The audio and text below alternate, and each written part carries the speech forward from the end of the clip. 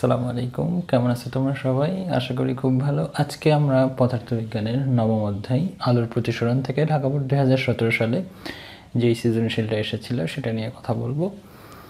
তবে এই ভিডিও শুরু করার পূর্বে তোমাদের প্রতিসরাঙ্ক নিয়ে খুব ভালো বেসিক থাকতে হবে এবং পূর্ণ অভ্যন্তরীণ প্রতিফলন, ক্রান্তিকোণ এই ব্যাপারগুলো নিয়ে ভালো করে জানতে হবে। তো সেই জন্য তোমরা এসএসসি ফিজিক্স প্লেলিস্টে যে 9 নম্বর অধ্যায়ের প্রথম যে দুইটা ভিডিও রয়েছে সেখানে প্রতিসরাঙ্ক নিয়ে আমি বিস্তারিত কথা বলেছি, সেই ভিডিওগুলো আগে তোমরা দেখে আসবে এবং এর পরপর পূর্ণ অভ্যন্তরীণ প্রতিফলন এবং ক্রান্তিকোণ নিয়ে আমি কথা বলেছি। সেই ভিডিওগুলো দেখে আসার পরে এটা কন্টিনিউ করো, তাহলে ভালো বুঝবা। কারণ এটা হচ্ছে সৃজনশীল সিকিউ কোশ্চেন, তো এটা তখনই ভালো বুঝবা যখন বইয়ের টপিক বা বেসিকগুলো ক্লিয়ার থাকবে। ওকে, এটা ছিল মূলত উদ্দীপক। এটা একটা আপতিত রশ্মি এ ও বিন্দুতে পতিত হচ্ছে এবং এ প্রাইম পথে বের হয়ে যাচ্ছে। ওকে, এখান থেকে দেখার বিষয় হচ্ছে যে এ ও এন প্রাইম অর্থাৎ এই যে আপতন কোণ, আপতন কোণের চেয়ে প্রতিসরণ কোণটা বেশ বড় এবং এটা এমনিই বোঝা যায়, কারণ এটা হচ্ছে পানি মাধ্যম, এটা হচ্ছে বায়ু মাধ্যম। আলোকরশ্মি ঘন থেকে হালকাতে যাচ্ছে, সুতরাং অভিলম্ব থেকে দূরে সরে যাবে। আরও একটা আলোকরশ্মি বি ও বিন্দুতে আপতিত হলো এবং ও বি প্রাইম পথে প্রতিফলিত হলো।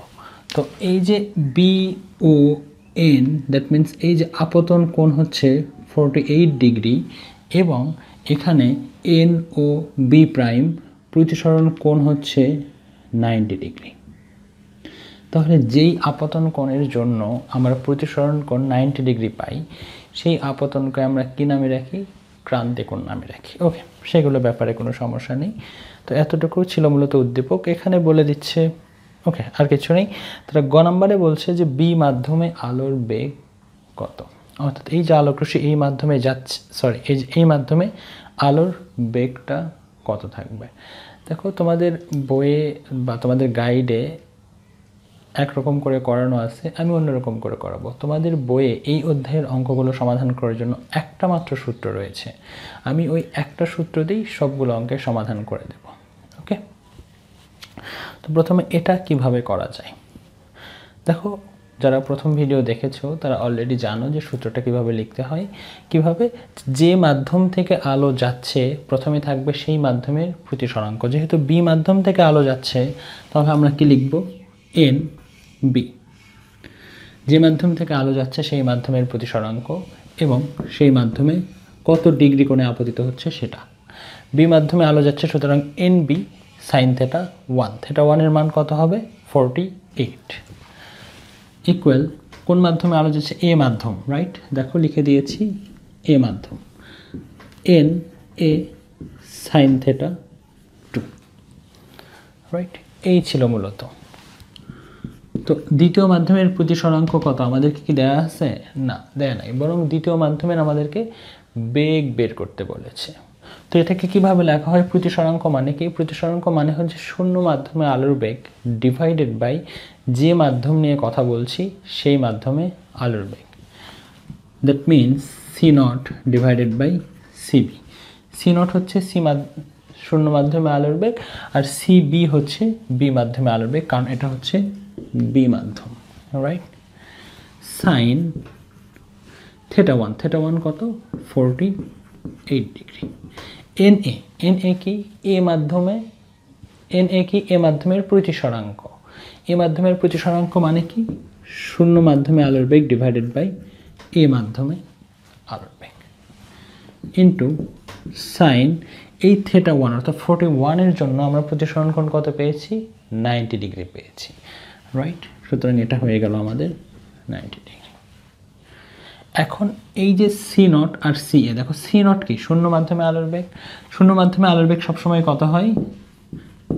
3 × 10⁸ এবং বাতাস মাধ্যমে আলোর বেগ সেম। শূন্য মাধ্যমে আলোর বেগ যা, বাতাস মাধ্যমে আলোর বেগ তাই। সুতরাং এই পুরোটার ভ্যালু কত হয়ে যাবে? 1 হয়ে যাবে। কারণ কি? উপরেও 3 × 10⁸, নিচেও 3 × 10⁸ সাইন 90, রাইট? এখানে কি থাকবে? এখানে দেখবে সি নট উপরে থাকবে 3 × 10⁸ সিবি তো আমাদেরকে ফাইন্ড আউট করতে হবে, এই ভ্যালুটা ফাইন্ড আউট করবা। আর এখানে থাকবে সাইন 40 ডিগ্রি, রাইট? তো এই পুরোটার ভ্যালু তো আসলে 1 হয়ে যাবে, সাইন 90-র মানও 1 আসবে, রাইট? এরপর তোমাদের কাজটা কি, সিবির মানটা বের করে দেওয়া। অবশ্যই এতটুকু তোমাদেরকে পারতে হবে, খুব বেশি কঠিন কিন্তু এটা না, রাইট? তবে প্রতিসরাঙ্ক ব্যাপারটা তোমাদেরকে ভালো করে জানতে হবে যে প্রতিসরাঙ্ক হচ্ছে একটা অনুপাত, শূন্য মাধ্যমে আলো কত বেগে যায় সেটা থাকে উপরে, এবং যে মাধ্যম নিয়ে কথা বলছি, সাপোজ এখানে বি মাধ্যম নিয়ে বা পানি মাধ্যম নিয়ে কথা বলেছিলাম, সেই জন্য নিচে থাকবে পানি মাধ্যমে আলোর বেগ। আমাদেরকে এটাই বের করতে বলেছে পানি মাধ্যমে বা বি মাধ্যমে আলোর বেগ কত। আমরা এখন ইকুয়েশনটা সমাধান করব, এটা তোমাদেরকে পারা উচিত। ওকে, ঘ নম্বরে বলছে বায়ু মাধ্যমের পরিবর্তে কাচ মাধ্যম নিলে পূর্ণ অভ্যন্তরীণ প্রতিফলন সম্ভব কি? পূর্ণ অভ্যন্তরীণ প্রতিফলন ব্যাপারটা আসলে কি? আলোকরশ্মি দ্বিতীয় মাধ্যমে না গিয়ে আবার প্রথম মাধ্যমেই ফিরে আসবে, অর্থাৎ আলোকরশ্মি যে মাধ্যম থেকে আপতিত হচ্ছে যদি কোনো কারণে আলোকরশ্মি আবার একই মাধ্যমেই ব্যাক করে, তখন সেটাকে আমরা বলি পূর্ণ অভ্যন্তরীণ প্রতিফলন বা টোটাল ইন্টারনাল রিফ্লেকশন। ব্যাপারটা আসলে কেমন হয় যে সাপোজ এটা হচ্ছে একটা হালকা মাধ্যম, এটা হচ্ছে একটা ঘন মাধ্যম, একটা আলোকরশ্মি এইভাবে পতিত হলো, যে বিন্দুতে পতিত হয় সেটা হচ্ছে আপতন বিন্দু, এবং আলোকরশ্মির ক্রাইটেরিয়া বা ক্যারেক্টারিস্টিক্স পরিমাপ করার জন্য আমরা এখানে একটা লম্ব অঙ্কন করি, তাই না? তো এটা যদি এটা যত ডিগ্রি কোণে হোক না কেন, এটা যা হবে এই কোণটা তার চেয়ে কী হবে, বেশি হবে, রাইট? বোঝানোর জন্য একটু বেশি বড় করে দিলাম। সাপোজ এটা হয়তো 30 ডিগ্রি, তার জন্য এখানে হয়তো পেয়ে গেছো তুমি 80 ডিগ্রি। দেখো আপতন কোণ যখন 30 ডিগ্রি তখন প্রতিসরণ কোণ কত আসছে, 80 ডিগ্রি আসছে। সাপোজ এইবার আপতন কোণ হচ্ছে তোমার 40 ডিগ্রি, রাইট? তার জন্য হয়তো প্রতিসরণ কোণ প্রতিসরিত রশ্মি বিভেদ তল বরাবর চলে গেল, তার মানে কি এবার কোণ কত পাইছো তুমি, 90 ডিগ্রি। এখন যদি তুমি এর চেয়েও বেশি ডিগ্রি কোণে, অর্থাৎ আলোকরশ্মি এর চেয়েও বেশি ডিগ্রি কোণে আপতিত হয়, 40-এর জন্য তুমি পাইছো কোণ 90 ডিগ্রি, তাহলে আলোকরশ্মি যদি এবার 50 ডিগ্রি কোণে আপতিত হয় তো নিশ্চয়ই তার চেয়ে বেশি আসবে, এবং তার চেয়ে বেশি আসলে কি দ্বিতীয় মাধ্যমে আর যেতে পারবে না। তখন কি হয়, আলোকরশ্মি প্রথম মাধ্যমেই আবার ব্যাক করে। এই ধরনের ঘটনাকে বলা হয় মূলত টোটাল ইন্টারনাল রিফ্লেকশন বা পূর্ণ অভ্যন্তরীণ প্রতিফলন।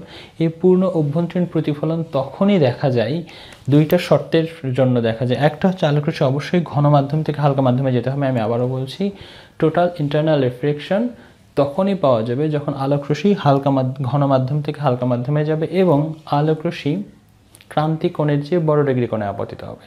ক্রান্তি কোণ কী জিনিস, যে কোণের জন্য আপতন কোণের যে মানের জন্য প্রতিসরণ কোণ 90 ডিগ্রি হয়।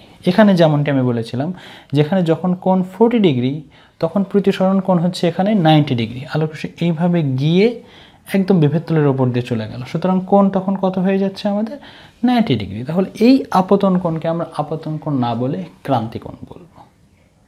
যখনই প্রতিসরণ কোণ 90 ডিগ্রি হবে, যে কোণের জন্য প্রতিসরণ কোণ 90 ডিগ্রি, সেই আপতন কোণকে আমরা আপতন কোণ না বলে ক্রান্তি কোণ বলি। এখন 40 ডিগ্রির জন্য আমরা যদি প্রতিসরণ কোণ 90 ডিগ্রি পাই, 50 ডিগ্রির জন্য অবশ্যই 90 পাবো না। আলোকরশ্মি তখন কি হবে, দ্বিতীয় মাধ্যমেই বা প্রথম মাধ্যমেই ব্যাক করবে। এই ধরনের ঘটনাকে বলে আমরা পূর্ণ অভ্যন্তরীণ প্রতিফলন। এখানে একটু ভালো করে দেখো যে এটা হচ্ছে পানি মাধ্যম, এটা হচ্ছে বায়ু মাধ্যম, এখানে টোটাল ইন্টারনাল রিফ্লেকশন ঘটতে পারে, কারণ এটা হচ্ছে ঘন, এটা হচ্ছে হালকা, এখানে ঘটতে পারে। বাট তারা কি বললো, বায়ু মাধ্যমের পরিবর্তে যদি কাচ মাধ্যম নিতাম, বায়ু মাধ্যম, এটা ছিল বায়ু মাধ্যম, এখানে কি নিলাম আমরা, কাঁচ। পানির থেকে কাঁচ কিন্তু ঘন, পানির থেকে কাঁচ ঘন, এটা প্রথমে এই কনসেপ্ট ক্লিয়ার করতে হবে যে পানির থেকে কাঁচ ঘন। তার মানে এইবার এটাই হয়ে গেছে, এই পানিটাই হয়ে গেছে হালকা, রাইট? এটাই হয়ে গেছে মূলত ঘন। এখন ব্যাপারটা কেমন হচ্ছে, হালকা মাধ্যম থেকে ঘন মাধ্যমে যাচ্ছে, হালকা মাধ্যম থেকে ঘন মাধ্যমে গেলে কোনো দিনই টোটাল ইন্টারনাল রিফ্লেকশন বা পূর্ণ অভ্যন্তরীণ প্রতিফলন পাওয়া সম্ভব নয়। যদি আমরা একটু চিত্রের মধ্য দিয়ে দেখি তাও ভালো বুঝতে পারবা বা আরও ভালো বোঝা যায় ব্যাপারটা। একটু দেখো যে আমার এটা হচ্ছে ঘন মাধ্যম, এটা হচ্ছে আমার হালকা মাধ্যম, অভিলম্বটা আগে দিয়ে নিলাম। একটা আলোকরশ্মি এই দিক থেকে যাচ্ছে আসলে, ওকে, এই দিক থেকে গেল। সাপোজ এখানে কোণ হচ্ছে তোমার 30 ডিগ্রি, যেহেতু ঘন মাধ্যমে যাচ্ছে তাহলে অভিলম্বের দিকে সরে আসবে। যদি তাই হয় তাহলে অবশ্যই এখানে 30 ডিগ্রি পাওয়া যাবে না, তার চেয়ে কী পাওয়া যাবে, কম পাওয়া যাবে। তো এখানে আপতন কোণ যখন 30 ডিগ্রি, প্রতিসরণ কোণ আমরা কত পাচ্ছি তখন 20 ডিগ্রি। যদি এটাকে তুমি আরও বাড়িয়েও দাও, আলোকরশ্মি এবার একটু বেশি ডিগ্রি কোণে ফেললা, সাপোজ এটা হচ্ছে তোমার 50 ডিগ্রি, তাও কি এখানে 50 পাওয়া যাবে বা 60 পাওয়া যাবে? কত পাওয়া যাবে? 50-এর থেকে কম পাওয়া যাবে। যদি তাই হয় তাহলে সাপোজ এটা হলো এখানে 40 ডিগ্রি, রাইট? তুমি আরও বেশি ডিগ্রি কোণে ফেললা, সাপোজ এবার তুমি 70 ডিগ্রি কোণে ফেলছো, তবু কি এই মাধ্যমে আসার কোনো পসিবিলিটি আছে? এখানে 70 হলে এখানে আরও কমে যাবে, রাইট? কত হবে? হয়তো হলো সেটা 50 ডিগ্রি হলো। তার মানে তুমি যদি এখানে 89, মানে এইদিকে যদি যত আসবে এদিকে কোণের মান তো বাড়বে। সাপোজ তুমি এখানে কত ডিগ্রি কোণে ফেললা?